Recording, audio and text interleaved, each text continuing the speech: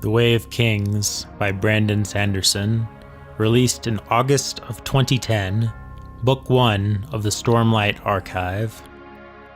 In the world of Roshar, abandoned by its holy guardians and rocked by endless, violent storms, King Gavilar of Alethkar has been assassinated by the Parshendi on the very eve of their nation's peace treaty. In response, years of increasingly entrenched, monotonous, and petty warfare have ensued between the Alethi and the Parshendi across the rocky and windswept Shattered Plains. As battle wages and mysteries of both a more recent and political nature and more ancient and mythical nature are simultaneously uncovered, a surgeon-turned-soldier-turned-slave named Kaladin is sent to do hard labor on the front lines of the war. Hey everyone, and welcome to the debut episode of Zio's Book Club, what is obviously my new book review series, and today we're going to be kicking off with The Way of Kings. So I won't lie to you, this one took me a little while to get through. You can see here over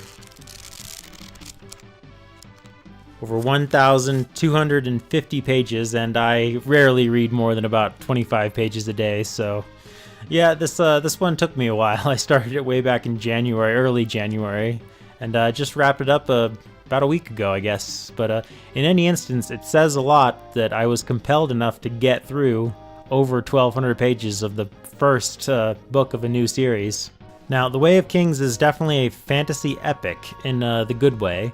I wouldn't say it avoids every fantasy cliche in the book. I mean, a huge bulk of the plot is built around all-powerful magic swords, for Christ's sake, and the Parshendi are very much filling the orc role, albeit with a bit more nuance. But there's no real quest per se, or Dark Lord, or Wizard Mentor, or generic coming-of-age story, and its commentary on the nature of endless, fruitless warfare manages to get across some sadly eternally relevant themes in a consistently exciting and compelling manner.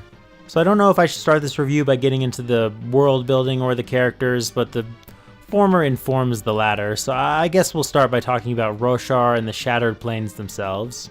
What's interesting here is that Sanderson has built the entire world around the concept of what the book calls the high storms, basically colossal hurricanes of wind and water and dust that roll through and devastate the world every few days. All the world's architecture has been built around high storms, with walls and ceilings that slant to shield from the winds, and more buildings built into the rocks and the mountains than your usual fantasy castles. How the high storms affect travel by land and by sea especially is explained and gone into. The world's flora and fauna have all adapted around the high storms, with animals being largely crustacean based with huge shells and whatnot. Grass and greenery are rare in Roshar, with most of the world being brown and red and rocky. This is all really interesting and gives the book kind of a different feel than standard high fantasy or low fantasy. It is still definitively fantasy with kings and kingdoms, swords and sorcery, magic and monsters, all that stuff. But the setting itself almost feels more like a planet from a sci-fi novel like Dune, or even a reimagined take on Mars or something. And this is cool, and it's very different and very refreshing after reading lots and lots of fantasy set amidst the more generic European-inspired towns and castles and forests and grasslands. I'll also briefly address the couple of magic systems in the book before getting into the characters. First off, there's the Stormlight, kind of a magic glowy light found in orbs throughout the world that a few special people can absorb into their bodies and use for heightened strength, speed, healing, some gravity shifting effects. Then there's the Fabrials and Soulcasters artifacts, which use Stormlight to do any bullshit the plot needs, like ultra-fast building construction, transforming rock to food, warming up rooms, healing, turning enemies to crystal. It's all a little vague, to be honest, but more specific and more important to the plot are the Shard Blades and Shard Plate. Basically, virtually indestructible and nearly all-powerful magic swords and armor left behind by holy warriors called the Knights Radiant thousands of years ago that can turn the tide of any battle and are worth more than whole armies by themselves. These are very important to the plot, which actually let's move on from the world building and get to. Like much epic fantasy these days, there's an ensemble cast and multiple viewpoint characters here, albeit surprisingly given its giant doorstopper Link, there's actually fewer point of view characters, or main ones anyway, than say any Song of Ice or Fire novel, but it does have a definitive protagonist in Kaladin. Kaladin is a 20-year-old former surgeon turned soldier drafted into the wars along with his brother, where he proved to be a talented spearman and soldier before being demoted and sold into slavery in a sequence of tragedy and betrayals and playing the patsy that we see in flashback chapters. Now he has the lowest job in the Alethi army as a bridgeman, the advanced force whose two jobs are to carry heavy bridges vast miles for the Alethi army to cross the chasms of the Shattered Plains, and to take as many Parshendi arrows as possible, dying by the dozens and hundreds in battles to protect Alethi soldiers. There are a lot of fantasy books where people say this side character or that side character steals the show, but for me that was not the case here. In fact, I was disappointed anytime I didn't turn the page to find a Kaladin chapter next. All of his chapters, barring maybe a few of the early childhood flashbacks, are frankly fantastic. Every one of them, just intense drama and constant thrilling action and tragedy and terror, and eventually scheming and growth and triumph. It's all kind of a basic retelling of the Spartacus narrative we're all familiar with, a warrior turned slave who again rises above his station, but it's fantastically done. The gradual building of the supporting cast of Bridgeman characters is great, not bringing them in too quickly or too slowly, and there's major losses and major failures that can even be enraging to read. But eventually we build to some victories that damn near had me fist pumping sitting on my couch reading a book. Kaladin doesn't have that much of an internal character arc per se, some despair to rise above certainly, but a basically consistent internal morality. But his outer character, his actions in the plot in terms of uniting the bridgemen around him from nameless wretches set to die pitiful deaths into a unit of soldiers who stands behind him and would willingly die to protect each other, is fantastic. The deuteragonist, I guess, is Dalinar Kholin, brother of the murdered king and uncle of the new king, now a prince and warrior who fights with Shardblade and Shardblade on the front lines of the war. Said to be a mighty and war-hungry fighter in his younger days, Dalinar has cooled down in his 50s or so and would now like to see an end to the Parshendi Wars, leading some to label him a coward or even a traitor, despite the fact that he continues to kick ass whenever it's called for. He is also having magically induced visions of events hundreds or even thousands of years past during high storms. Dalinar isn't quite as consistently thrilling as Kaladin. For one, as a nobleman and uncle of the king with soldiers and servants and an all-powerful magical sword and armor, he's certainly not even 1% the underdog that Kaladin is. But he's likable all the same in his old-school stubborn stodginess and newfound desire to end the war. And he still ends up in some pretty cool action and war sequences before the novel is over for sure. Dalinar plays double duty, both as our primary viewpoint character into the modern day world of games of politicking and royalty and backstabbing and diplomacy, and via his visions, our viewpoint character into the world's distant mythology and the history of the Knights Radiant and the Shardblades hundreds or even thousands of years ago, and is compelling at both. Dalinar is already weary of war by the time we hit his first chapter, so you could argue he doesn't have as much of a true character arc as he should, but I think it works. The sheer, grueling monotony of the battle after battle after battle he fights in the war of attrition against the Parshendi is definitely repetitive, in-world and to us as the reader, but there's an obvious point there about the nature of endless warfare that speaks to all the novel's themes, so I can't overly critique it for that. There's a stretch near the end of the novel, about 100 pages or so, where Kaladin and Dalinar's stories weave together in about as thrilling a stretch as I've read in any book in years, with awesome action and drama and twist after twist unfolding, narrative time bombs set off, character arcs both minor and major resolved, little things we'd forgotten about coming back into play, and a few just sheer hell yes moments of badassery. It's just wonderful, and it makes the whole novel worth it. The climax of this book rules, basically. Now there's some other viewpoint characters in the novel, including Dalinar's son Adolin, basically just providing a more youthful, hot-headed point of view of the same events of Dalinar's chapters, more critical of Dalinar losing his spirit for the fight. And there's the king's assassin, Szeth, a fascinating little side character who gets just a few chapters. He's got a lot of Stormlight superpowers and a weird morality and code of ethics. Definitely not good, but not quite evil either.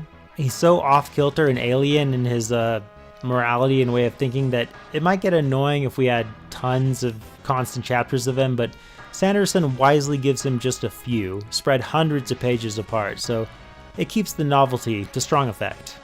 With way more than a few chapters is our third protagonist, a woman named Shallan, a noblewoman turned scholar turned aspiring thief, who aims to steal a magical artifact from the late King Avlar's daughter Jasna Kholin, and this is where I start to have a few issues. Her chapters aren't badly written or anything, but are inherently far less interesting, relatively very low action and low drama, and above all, disconnected, taking place in a high storm sheltered city, I think hundreds of miles from the Shattered Plains. Turning the page to find a Shallan chapter was my let's pick this up tomorrow cue to stop reading for the night more than once.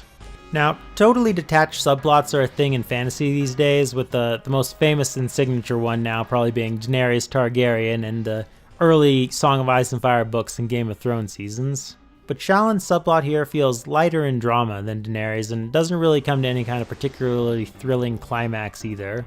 But here's keeping my fingers crossed for subsequent books to kick her up a notch and rectify this. And if there's a villain, it's Sadeas, former ally to the late King Gavlar and prince and nobleman and general alongside Dalinar. He's a real smug, scheming, and treacherous prick who happily uses the aforementioned bridgemen as human shields for arrows, doesn't care about the lives of slaves or common soldiers, and has people executed for failure and whatnot. What makes this kind of interesting is that our heroes and villains are all technically on the same side against the Parshendi, but I guess that could be compared to something like Tyrion and Joffrey technically being on the same side in A Song of Ice and Fire. Still, compared to some fantasy villains, Sadeas is not especially emphasized in terms of screen time or anything. What the book does that's interesting is that our main focus both is and isn't the war of the Alethi and the Parshendi on the Shattered Plains. It makes up the bulk of the narrative, yes. Most of our characters' journeys revolve around it, yes, but you never get that much sense that we're supposed to be invested in winning it, in the same sense as Middle-earth versus Sauron, the Rebellion versus the Empire, something like that. The characters are more like the fantasy world equivalent of soldiers forever stationed in Afghanistan, with our primary wish not being for them to slay evil, but to get home safely. There is no Parshendi, Big Bad, or Dark Lord, and Sanderson makes no attempt at giving us one, and I kinda hope we don't get one in the sequels because it would feel like it would kinda cheapen the book's themes. If anything, Sanderson makes the couple Parshendi we meet just a touch likable, like a Parshendi Shardbearer who kicks Dalinar's ass and then gives Dalinar a salute with his sword as Dalinar makes his escape. Not that there aren't characters we root for and characters we hate, but these are the subtleties and moral complexities and nuances that make for more interesting literature than just good versus evil. Now, Brandon Sanderson is pretty Christian, I guess, and it kind of shows, for one, in the book's very monotheistic depiction of a one almighty god, but also in the book's pretty PG-13 vibe. Maybe that's just me and the fact that I've tended towards fantasy of a more R-rated, profane, and pornographic nature over the last decade or so, but if I'm being honest, ever since I read a Game of Thrones way back in college. But maybe now I'm getting nostalgic because I actually found the lack of all that kind of charming here. Now, it's hardly written to read to your kindergartner. There are definitely some harrowing scenes of violence and some pretty heavy themes with slavery and war and assassination and whatnot, but there's no real swearing or sexuality either.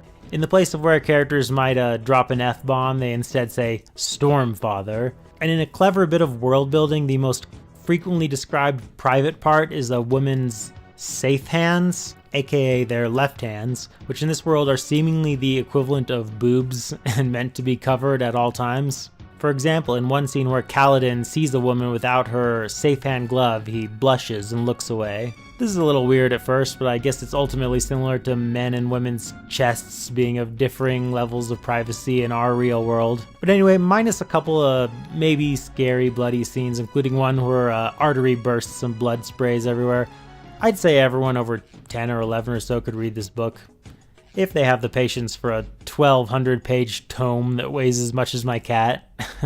But so, while I really enjoyed The Way of Kings and I'm looking forward to diving into the rest of the Stormlight archive, once I've taken a break to read a couple of shorter books, I do have a few points of criticism. For one, I found the monetary currency system of the book occasionally maddening and kind of overwritten. All money is in the form of spheres, but the spheres in question also happen to simultaneously be the primary containers of the magical stormlight energy used in-universe to do just about everything, from lighting up rooms as torches to being the magic fuel for civil engineering and waging war. So whenever characters have spheres, they alternate between being important in-universe as money and as stormlight vessels. It would be like if in our real world the primary form of money was AA batteries. I question the economic viability of this, but also just as a reader, probably would have preferred if money was just coins like normal and the stormlight spheres were totally different things. It would have streamlined and simplified everything in a flash for me. The occasional interlude chapters between major characters, basically think of them as little short stories within the book following new characters in distant lands, I mostly could have lived without too, even if many are as short as like 8 pages or so.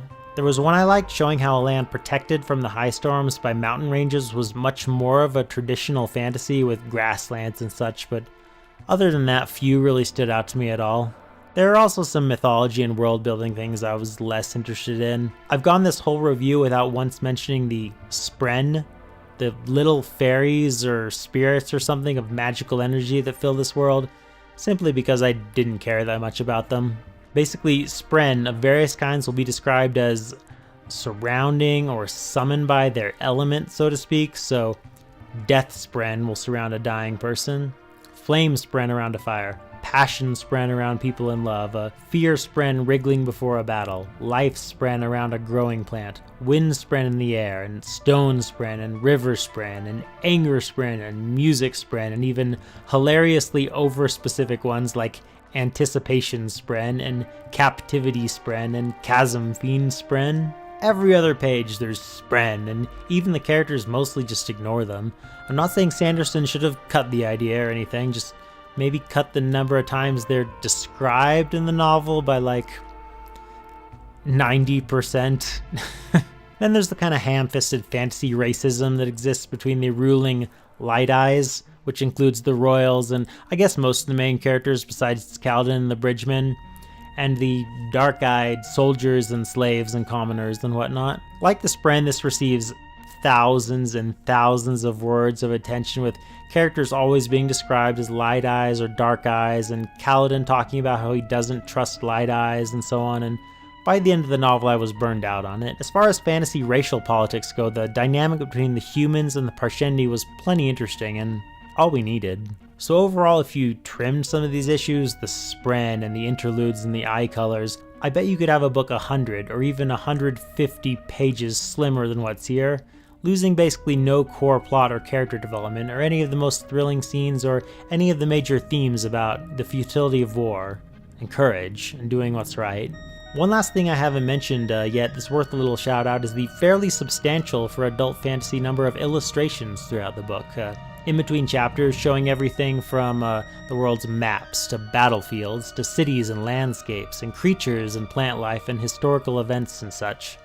Sanderson seems almost overly excited about this in the forewords. I'll quote, "My vision for the Stormlight Archive has always been of a series that transcended common artistic expectations for a book of its nature." I mean, chill a little bit, dude. You didn't invent the idea of an illustration, but it's a cool little addition that I definitely won't complain about. So overall, while I do have some critiques, I do think The Way of Kings was a really good read and a great introduction to this world and the 10-book series it's supposed to be the first volume of, while also particularly concerning the character of Kaladin doing a very fine job telling an exciting, action-packed, dramatic, satisfying, self-contained 3-act story within its pages. As of the end of the book, some things have gotten better and some subplots have been resolved, giving you enough of a satisfying feeling and motivation to keep going, but there's also a war still raging and scheming still afoot and a million more subplots unresolved, including at least one wham level holy crap twist in the final couple of chapters that I won't even hint at here. So I recommend The Way of Kings and the Stormlight Archive, and I look forward to coming back at you on this channel with a review of the next book, Words of Radiance. Once I've taken a break to maybe read some shorter books first. See ya.